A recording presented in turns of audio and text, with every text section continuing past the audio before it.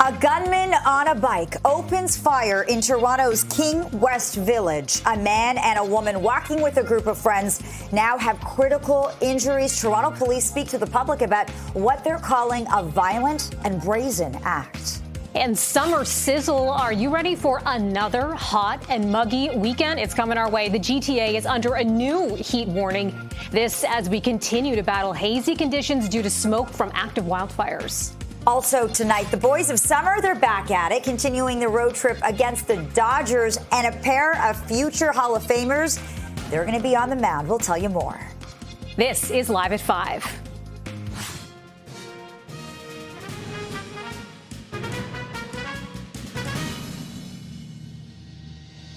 Hello, I'm Melissa Duncan. And I'm Lena Latafat. Thanks so much for joining us and welcome to Live at 5. We begin tonight with a violent incident in the city's King West Village neighborhood where two people in their 30s were shot and critically injured while walking with friends early this morning. The shooter, an unknown male, on a bike. The CP24 Sija Liu is live at the scene with the very latest. Sija, what are you learning there?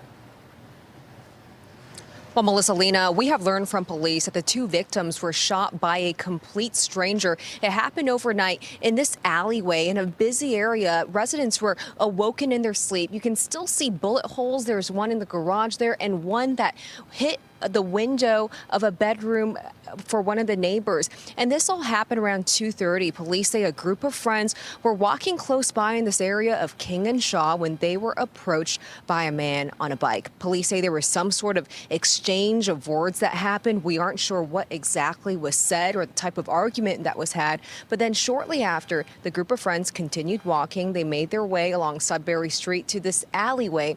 And that's when police say a short time later, they were approached by that same man on a bike, and the man opened fire, shooting two people. Two people were rushed to the hospital, a man and a woman in their 30s in critical condition, and police say their condition right now is still life-threatening. As for the description of the suspect, police aren't working with much here. All they tell us is that it was a male, black, on a bike. They didn't specify what type of bike, but he was last seen going westbound on Sudbury Street. Here's more from the senior duty inspector on scene earlier today. The suspect is described as a male, black, riding a bike. At this time, we do not have a more detailed description, but officers are actively canvassing the area for any surveillance or dash cam footage, and we hope to release more details as soon as possible. And earlier today, we've been speaking to a ton of neighbors, including the woman who lives inside that room where a bullet hit her window, waking her up in her sleep. Fortunately, it just broke the window. The bullet didn't go inside, so she wasn't injured. But her, along with her other neighbors, are quite shaken up today. This happened around 2:30 while they were asleep. And like police said, they believe it was a stranger that shot these two people. Here's some more reaction from neighbors we've been speaking to today. Yeah, I just learned that my neighbor's window was shot through the bullet, like it was being broken, and some garages around here were also shot. Like I wasn't sure if mine was shot or not. And for much of the day, police had this entire area taped off, but the scene has now cleared. In terms of arrests, police haven't made any arrests just yet, but they are still searching for that suspect. The description, again, is a black male riding a bike. And the latest we're hearing on those two victims, Melissa and Lena, is that they are still in critical condition in the hospital. Okay, a terrifying situation. Sija Liu reporting live. Thanks so much, Sija. Well, a second arrest has been made in the death of an international student who was struck by a stray bullet in Hamilton. A 21-year-old Harsimrat Randhawa died on April 17th after being hit while waiting for a bus at Upper James and South Bend Road. Police say 26-year-old Obisi Okafor was arrested yesterday in North York and charged with 3 counts of attempted murder. A 32-year-old man was charged with first-degree murder in the case on Tuesday. Police say at least 7 people in 4 cars were involved in a dispute that led to the shooting. Well, York police today releasing surveillance video of a violent jewelry distraction robbery in Richmond Hill from last month. And we want to warn you, the images, they may be disturbing. Now, it happened on July 15th in a parking lot near Yonge Street and Canyon Hill Avenue. The 78-year-old victim was left with what police describe as significant injuries. Police did make one arrest, but they're looking for two other suspects, a man and a woman also in the vehicle. The accused is 35-year-old Radu Orsel. Police think he may be part of a crime ring of foreign nationals. They're also concerned there may be more victims who've yet to come forward. And a 17-year-old girl is in hospital after a stabbing near Kensington Market last night. Police say this one happened shortly before 1 a.m. after the teen got into a dispute with two female suspects at Queen Street and Augusta Avenue. The victim is expected to survive. The suspects took off before officers arrived. Also making news, 6 people have been displaced after a residential fire in the Annex overnight. 6 people have been displaced. Flames broke out on Brunswick Street just south of Bloor around 12:30. Toronto Fire saying the 2-alarm blaze started in the basement of this home that you're looking at. Occupants were inside at the time, but luckily they managed to get out safely. Crews did knock down the flames, but they do remain on scene for potential hotspots. We are in for a hot and humid weekend with a heat warning, Lena, set to take effect. It's going to start tomorrow. Yeah, the heat is back in the GTA, and that warning impacting Toronto and blanketing a large portion of the entire province. Here in the GTA, we are expecting to see humidex volumes between 35 and 40, with some relief by the middle of next week. I'm not sure if I'm ready for this heat again. I know, it's been a really it is sizzling nonstop summer. Let's check in on the commute. Another hot one with CP24 traffic specialist Agwencia Yeboah. Yeah, you know, it is steamy out there. You're definitely going to need your AC working in your vehicle if you are making your way out. Looks like my cameras are a little bit black, so I'm just going to see if I can switch to another one that actually works, and it does. So I'll show you problems that have been with us since the early morning. So if you're a driver heading onto the Red Hill Valley Parkway and you're headed towards the ramp that takes you to the QEW Niagara bound, it is inaccessible. It's been that way since the morning following an earlier collision involving a dump truck and another vehicle. So not too sure when this is going to clear. Once it does, I'll definitely keep you in the know. Then on to the DVP. If you're making your way northbound, it is really slow going from Bayview Bloor to actually up to the 401 in the mix just north of Don Mills. We were dealing with some problems in the right lane. Toronto Transportation just zoomed off their camera, so I can't see a visual, but this is the reason why traffic is crawling along. And definitely a crawl on the 401 if you're traveling east. Delays extend from the 410 all the way out to Victoria Park. You start to see a gap in the express. We had a long-standing stall. It was in the right lane. It cleared. Outside of camera view, just a heads up, we're dealing with a stall on the eastbound 401 at Brock Road and Pickering. Does have that right lane blocked. I'll send it back to you both. This CP24 traffic report is brought to you by 407 ETR. Enjoy the journey with a stress-free commute. Well, North York Harvest Food Bank is launching a new campaign to help fund a massive community food hub. We got a look at their soon-to-be new home on Chesswood Drive near Dansview Park. The group has kicked off its $6 million Crisis to Catalyst initiative, redefining what a food bank can be and shift how food security is addressed in the province. The organization also hopes to strengthen school food programs and train and empower more people for good jobs. The food bank's executive director says the project will be crucial in helping the community. And that campaign is going to operationalize the space you see behind me over the next year into a community hub. It's going to dramatically increase the capacity of our organization to distribute emergency food. But perhaps even more importantly, it's going to bring together community groups and other nonprofits so that we can build innovative solutions that deals with food insecurity at its root cause.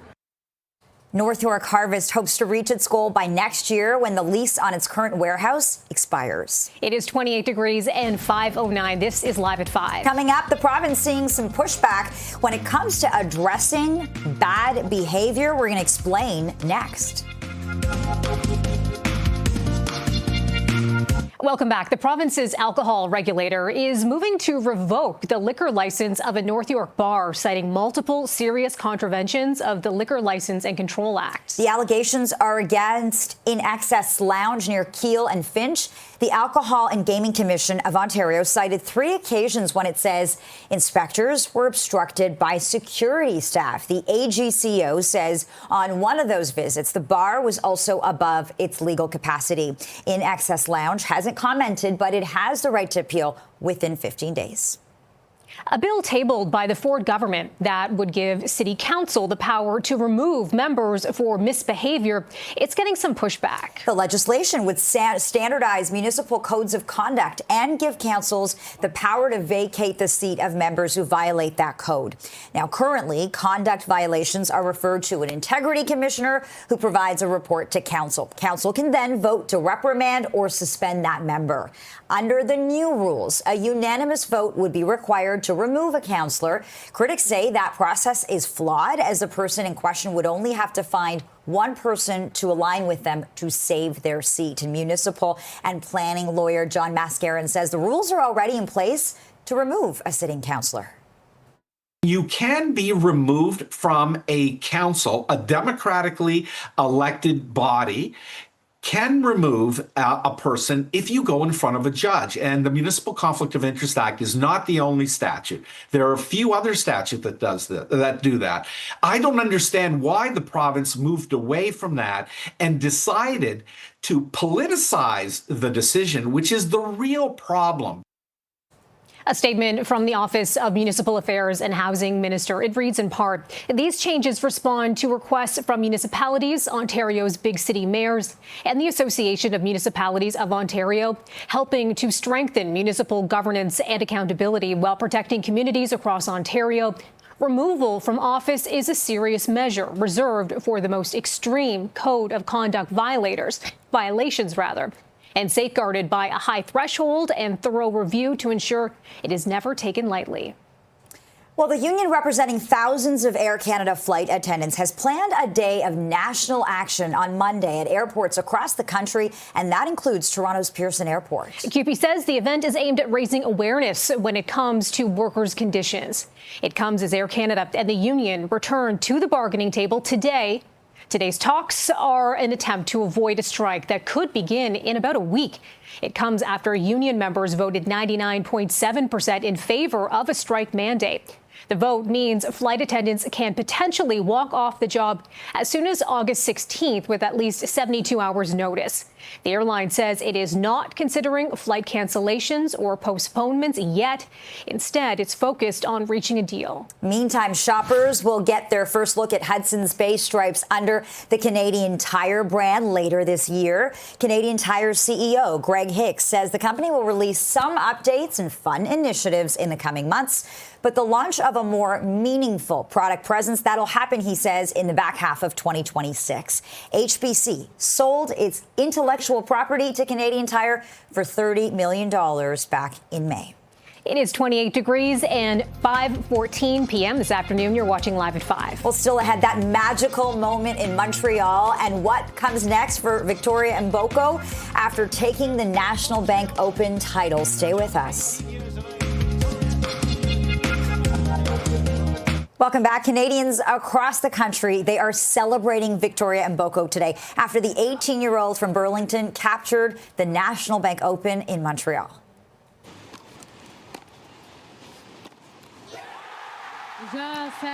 The maiden of Montreal, at just 18 years of age, Victoria Mboko completes a magnificent run to her first tour title.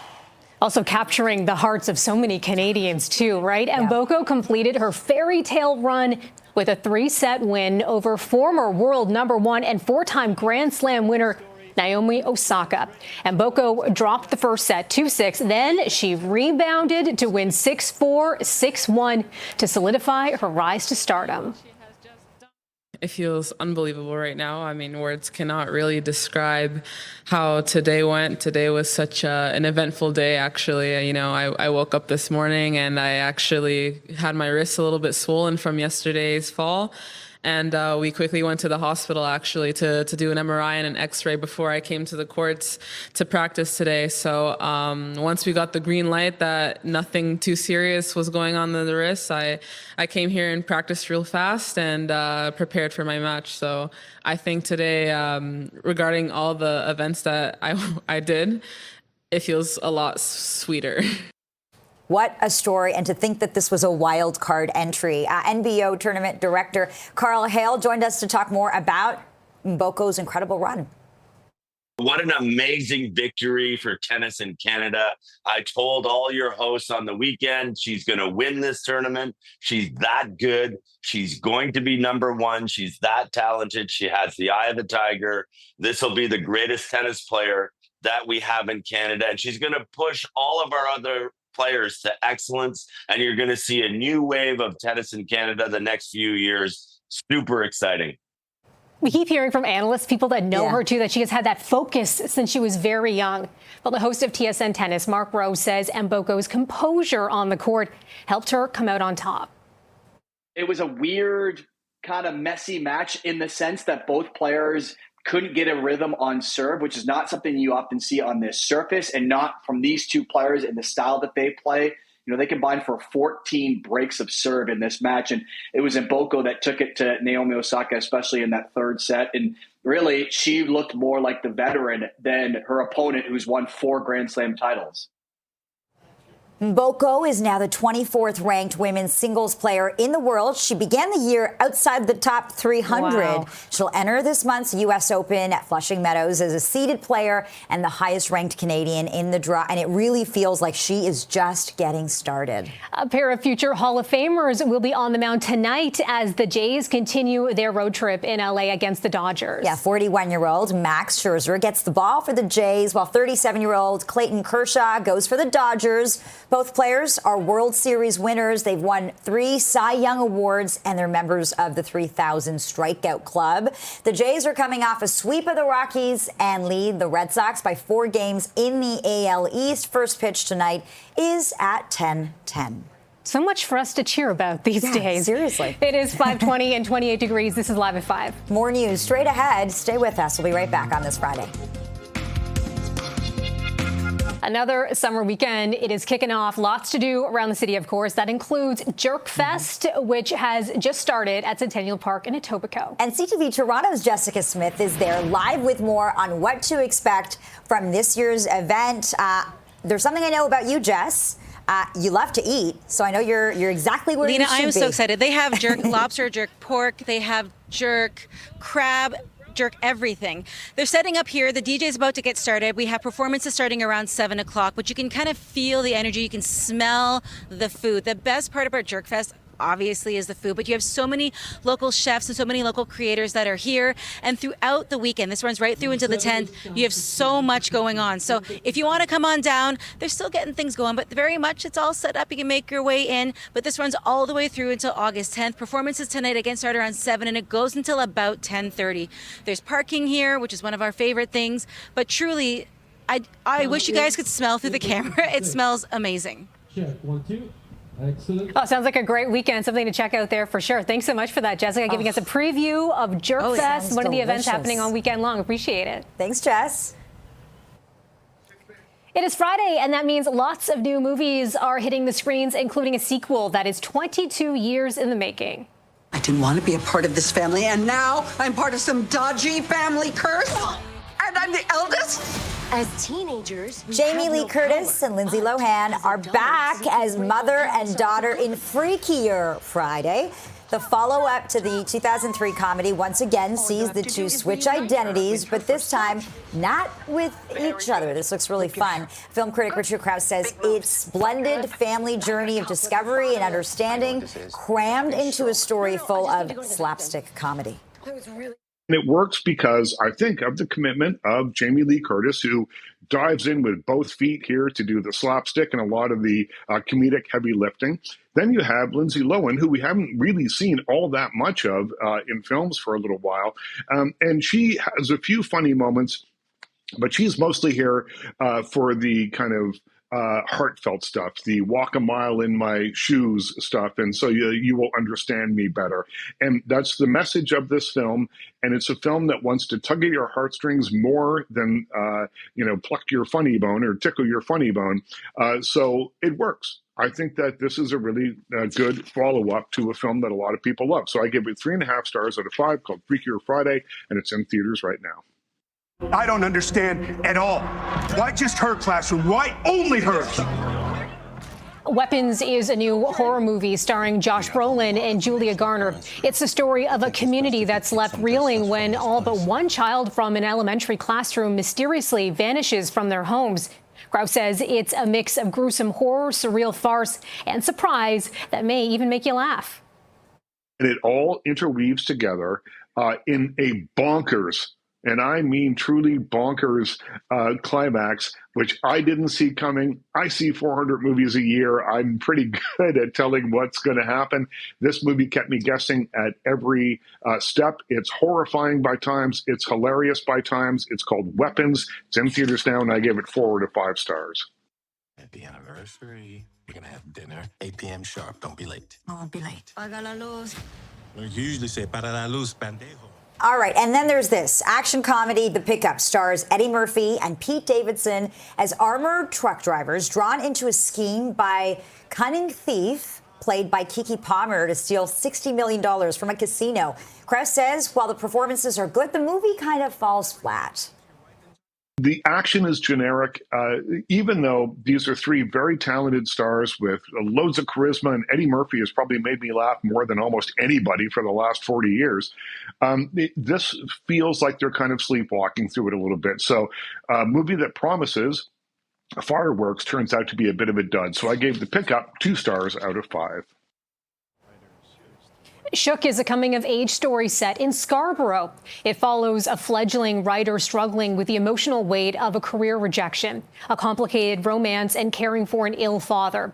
Kraus says it's a charming, low-key, and empathetic look at the life of 20-somethings. He gives this one 3 stars. Well, fans of The Office, they're in for a treat as the first trailer of the spin-off series, The Paper, drops.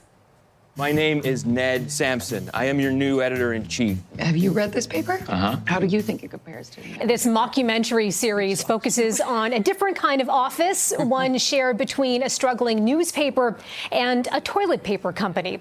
It tells the story of one journalist's mission to revitalize the paper with the help of a ragtag group of staffers, all in front of the same cameras that documented the gang at Dunder Mifflin. And another note, fans for The Office, something to pay attention to, Oscar Nunez will reprise his character in the new spinoff. Looks really interesting. It's 5:28 now, 28 degrees. This is Live at 5. And we are following developments from King West Village tonight, where police say a gunman on a bike opened fire, seriously injuring 2 people. We do have the latest from the scene coming up next.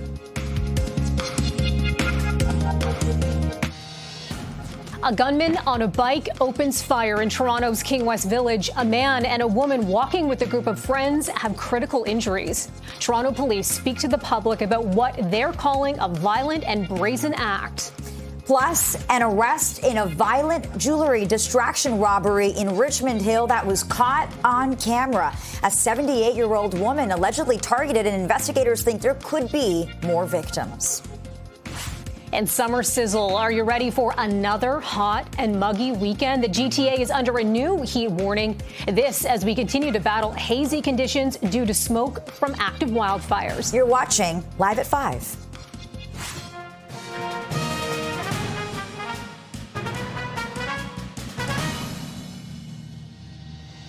Good evening, and thanks so much for joining us. I'm Lena Latafat. And I'm Melissa Duggan. Welcome to Live at 5. We begin with a violent incident in the city's King West Village neighborhood, where 2 people in their 30s were shot and critically hurt while walking with friends early this morning.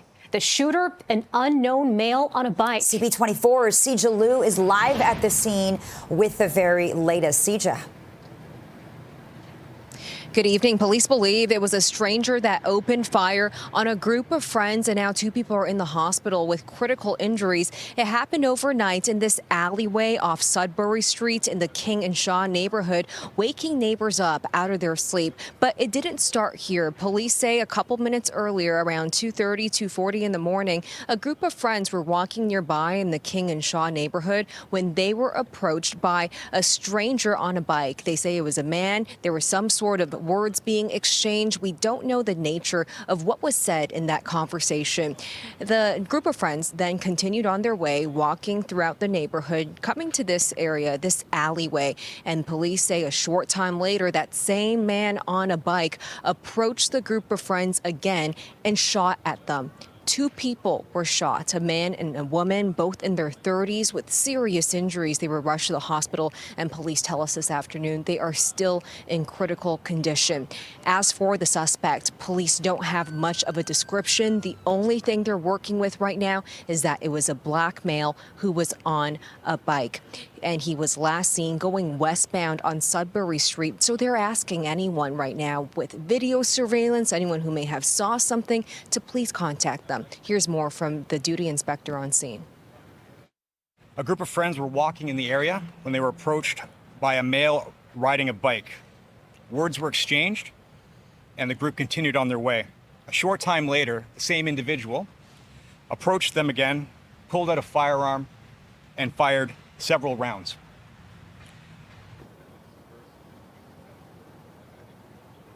Police also tell us that a number of shots were fired. And to give you some context, this shooting happened in this busy alleyway between 2 townhouse complexes. What you're looking at right now is a bullet hole of someone's window. We actually spoke to the woman who lives inside there. She didn't want to be on camera. She was too shaken up, but she tells us she was awoken in the middle of her sleep to a loud sound. And fortunately, the bullet didn't go through the window. It just broke the window, so she wasn't injured at all. But much of this area was taped off for most of the day as police investigated. Take a listen to what some neighbors had to say about this incident.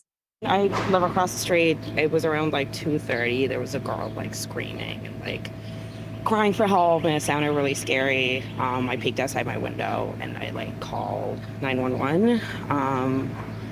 And like I couldn't get through, which was kind of scary as well. But as I was trying to make those calls, we heard like cop cars come in, and it just like I think there was like a man, and they surrounded them. I don't really know what was going on.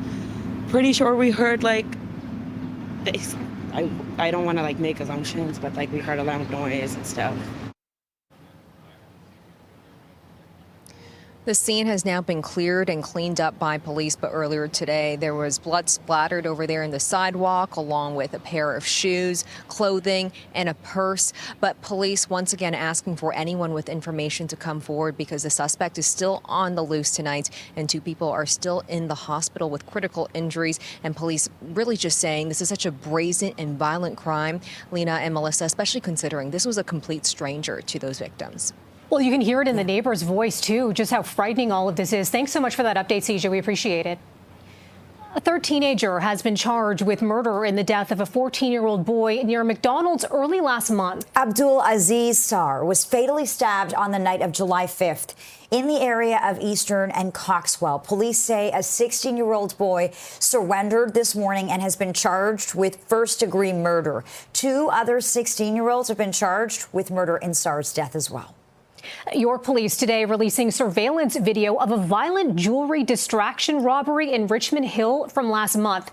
We do warn you, the images may be disturbing. Yeah, it happened on July 15th in a parking lot near Yonge Street and Canyon Hill Avenue. Again, this video is disturbing. The 78-year-old victim was left with what police describe as significant injuries. Police did make 1 arrest, but they're looking for 2 other suspects, a man and a woman, also in the vehicle. The accused is 35-year-old Radu Oracel. Police think he may be part of a crime ring of foreign nationals. They're also concerned there may be more victims who have yet to come forward.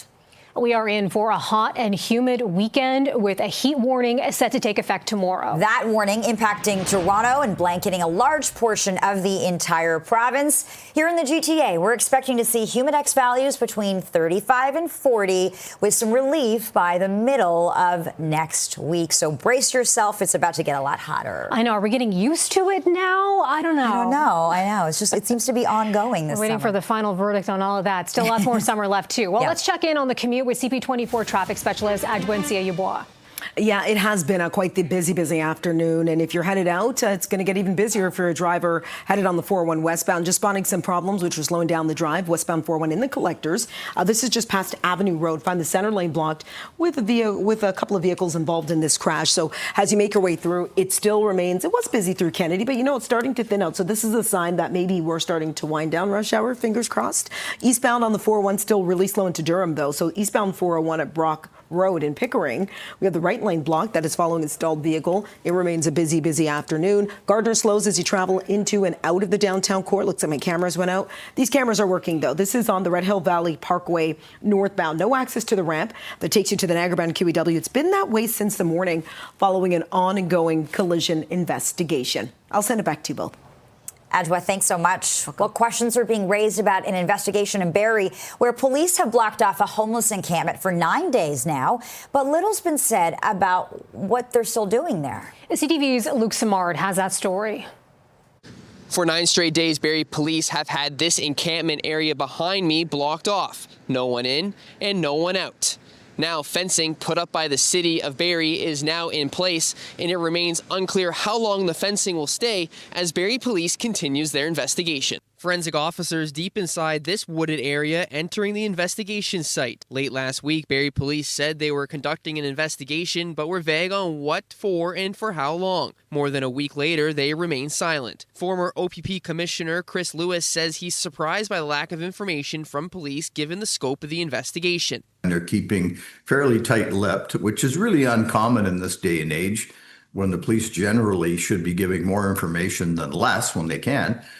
So this has to be something significant. Here is what we know. August 1st, Barrie police began a search for this man, 52-year-old Robert Ledeseur, listing him as the primary suspect. He was arrested in Midland Saturday, August 2nd, with assistance from Southern Georgian Bay OPP. A couple of brief court appearances later, he is facing 19 charges, 17 of them weapons-related. Barrie police have decided to keep everyone in the dark, leading to frustration. It certainly causes rumors in the community. There'll be everything, all kinds of rumors from X to Y involved in this. But there, once again, there has to be a good reason that Barrie police aren't releasing information given the 9 days. Given the area blocked off and the length of time, Lewis adds there's likely complex layers to this investigation. 9 days, and in this specific location, they must be silting through sand and dirt and screening a dig or something to that effect. The Ministry of Environment also arrived on scene Friday, but requests for information have gone unanswered. Again, it is unclear how long Barrie police will remain here and how long the construction fence will stay put up. None of the allegations against Robert Ledeseur have been proven in court. Luke Simard, CTV News, Barrie.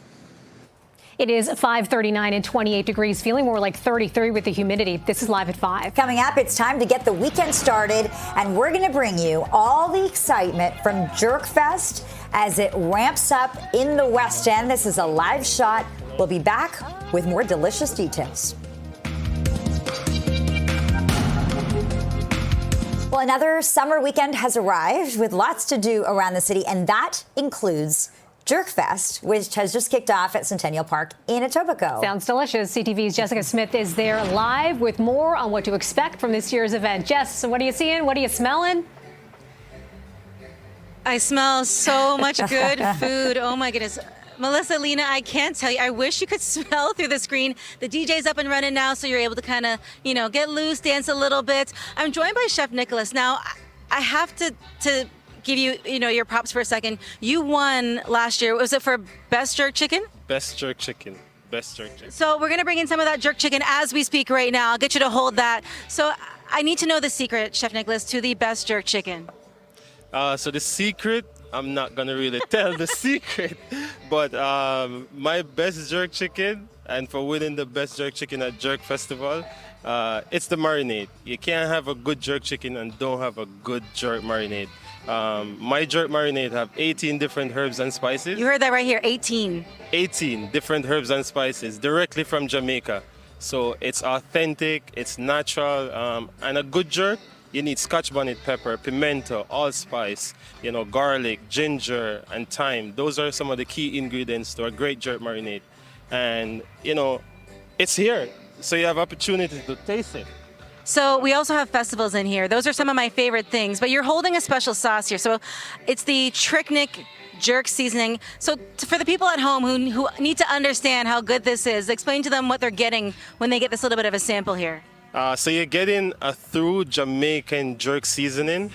You don't need any other spices or herbs. This jerk seasoning will bring you back to Jamaica with the flavor, the spices, and just all the authentic flavor about the jerk seasoning.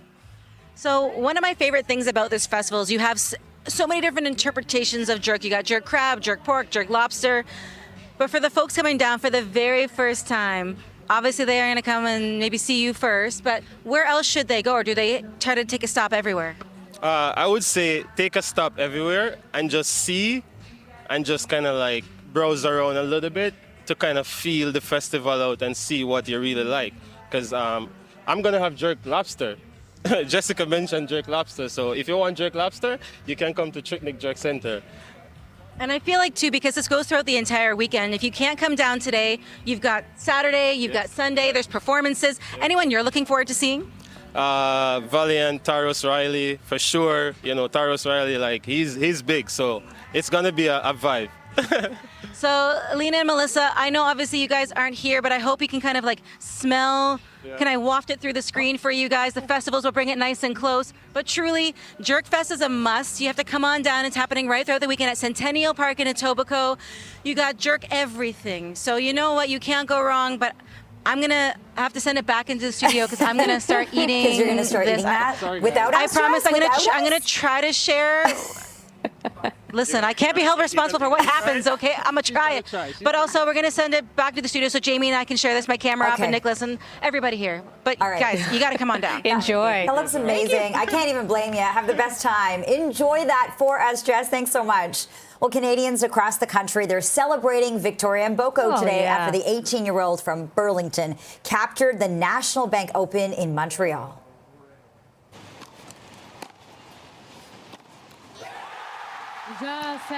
The maiden of Montreal. At just 18 years of age, Victoria Mboko completes a magnificent run to her first tour title. You know, if you didn't know her name last week, you do now. Mboko completing her fairy tale run with a 3-set win over former world #1 and 4-time Grand Slam winner Naomi Osaka. Mboko dropped the first set 2-6, then she rebounded to win 6-4, 6-1 to solidify her rise to stardom.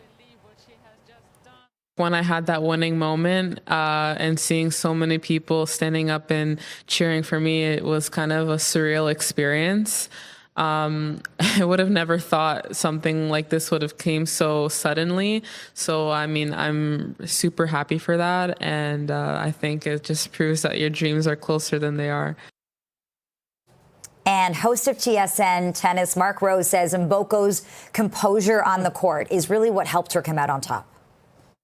I think she made similar adjustments as she did in the semifinal when she lost the first set to Elena Rybakina. And she, more than anything, showed her maturity and her composure in that match, where a lot of players would get frustrated after losing a first set and losing in the fashion that she did against Rybakina and then last night against Osaka. And she just has such belief in her game that if she can get anywhere close to her top level, she really does believe that she can beat anyone in the world. And she was patient out there. She really was selective in when she would go for it with a big shot, whether it was on her forehand or backhand or another big serve.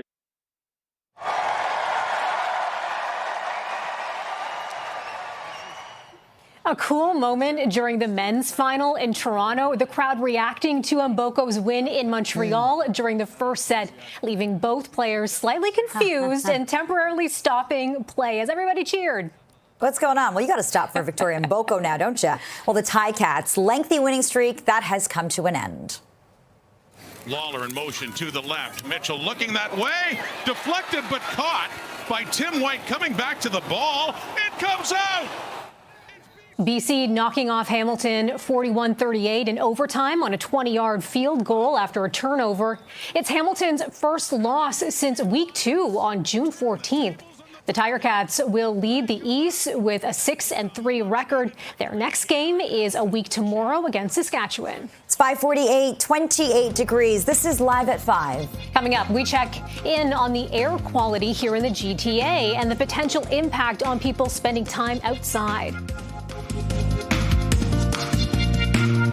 Welcome back. Toronto and the GTA continue to experience poor air quality as a result of wildfire smoke. Yeah, while today's conditions aren't as bad as they've been recently, the Swiss air quality air tracker IQ Air says Toronto's still experiencing moderately polluted air. There have been a couple of days in the last month where Toronto had some of the most polluted, unhealthy air in the world. And to talk more about this smoky summer and the impacts it can have on your health, we turn to Phoebe Tung, Regional Air Quality and Health Specialist with Health Canada. Phoebe, thanks so much for making time for us here on Live at 5. We certainly appreciate it. Welcome to the show. Look, we've been talking about the poor air quality in the city, in the country for weeks now. What is it that you want people to know about what's happening here? Yeah, no, thanks for inviting me. In terms of air quality and health in Canada, we actually use the Air Quality Health Index, or AQHI. So it's a scale. It ranges from 1 to 10 plus, and it tells you what the outdoor air quality means in relation to your health. And so the higher the number, the worse the air quality is. And so what we generally recommend what people do is to check the AQHI, see if there's any changes throughout the day, but also if there are any air quality alerts being released for your region. How is this being felt in Toronto and the GTA? You know, we don't see those fires, we don't see the flames, but certainly, maybe not so much right now, but certainly we do see that smoke. Yeah, so certainly, like some of the poor air quality that we have been seeing, it has been coming from the active fires in the prairies and in the northern Ontario region. But wildfire smoke can travel thousands of kilometers away, which is why we are sort of seeing some of the smoky conditions in Toronto. I heard you say you should always check the numbers before you leave the house when experiencing a summer like this one, as hazy as this one. Is there a threshold here? At what point do you say, okay, I'm going to limit the time I'm spending outdoors?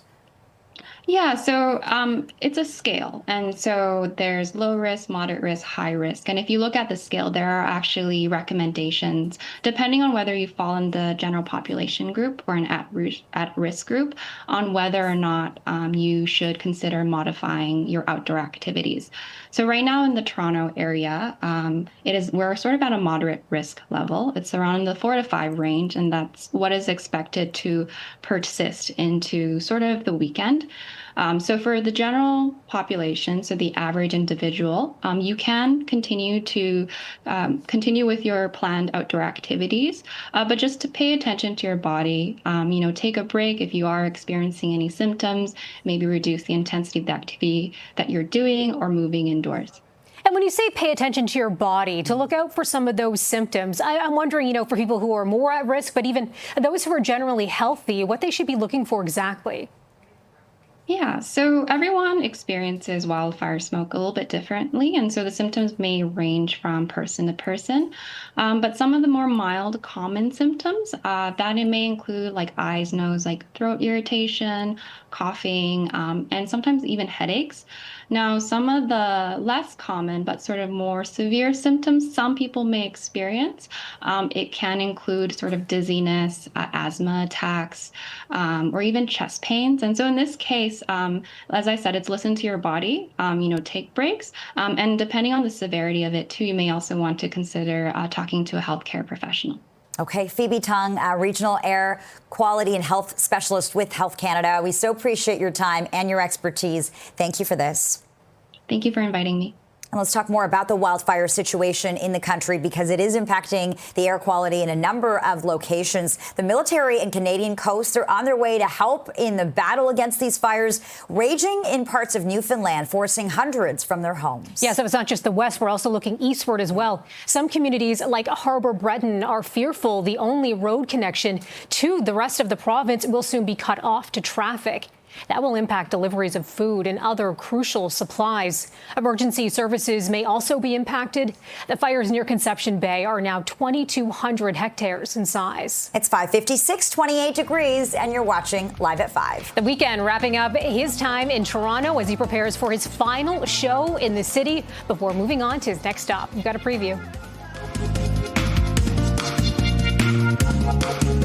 Welcome back. Toronto and the GTA continue to experience poor air quality as a result of wildfire smoke. Yeah, while today's conditions aren't as bad as they've been recently, the Swiss air quality air tracker IQ Air says Toronto's still experiencing moderately polluted air. There have been a couple of days in the last month where Toronto had some of the most polluted, unhealthy air in the world. And to talk more about the smoky summer and the impacts it can have on your health, we turn to Phoebe Tung, Regional Air Quality and Health Specialist with Health Canada. Phoebe, thanks so much for making time for us here on Live at 5. We certainly appreciate it. Welcome to the show. Look, we've been talking about the poor air quality in the city, in the country for weeks now. What is it that you want people to know about what's happening here?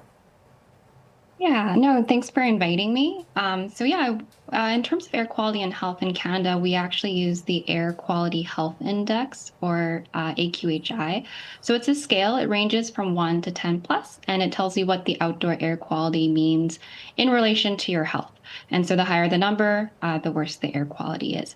And so what we generally recommend what people do is to check the AQHI, see if there's any changes throughout the day, but also if there are any air quality alerts being released for your region.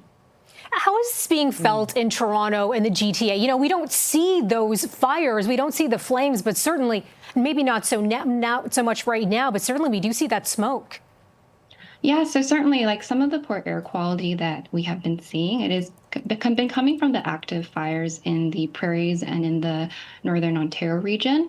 But wildfire smoke can travel thousands of kilometers away, which is why we are sort of seeing some of the smoky conditions in Toronto.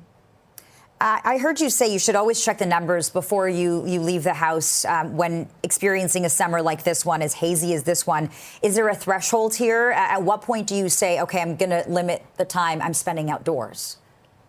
Yeah, so it's a scale. And so there's low risk, moderate risk, high risk. And if you look at the scale, there are actually recommendations, depending on whether you fall in the general population group or an at-risk group, on whether or not you should consider modifying your outdoor activities. So right now in the Toronto area, we're sort of at a moderate risk level. It's around the 4 to 5 range, and that's what is expected to persist into sort of the weekend. So for the general population, so the average individual, you can continue with your planned outdoor activities, but just to pay attention to your body, take a break if you are experiencing any symptoms, maybe reduce the intensity of the activity that you're doing or moving indoors. And when you say pay attention to your body, to look out for some of those symptoms, I'm wondering, for people who are more at risk, but even those who are generally healthy, what they should be looking for exactly. Yeah, so everyone experiences wildfire smoke a little bit differently, and so the symptoms may range from person to person. But some of the more mild, common symptoms that it may include like eyes, nose, like throat irritation, coughing, and sometimes even headaches. Now, some of the less common but sort of more severe symptoms some people may experience, it can include sort of dizziness, asthma attacks, or even chest pains. And so in this case, as I said, it's listen to your body, take breaks. And depending on the severity of it, too, you may also want to consider talking to a healthcare professional. Okay, Phoebe Tung, Regional Air Quality and Health Specialist with Health Canada. We so appreciate your time and your expertise. Thank you for this. Thank you for inviting me. And let's talk more about the wildfire situation in the country, because it is impacting the air quality in a number of locations. The military and Canadian coasts are on their way to help in the battle against these fires raging in parts of Newfoundland, forcing hundreds from their homes. Yeah, so it's not just the west. We're also looking eastward as well. Some communities like Harbour Breton are fearful the only road connection to the rest of the province will soon be cut off to traffic. That will impact deliveries of food and other crucial supplies. Emergency services may also be impacted. The fires near Conception Bay are now 2,200 hectares in size. It's 5:56, 28 degrees, and you're watching Live at 5. The Weeknd wrapping up his time in Toronto as he prepares for his final show in the city before moving on to his next stop. We've got a preview.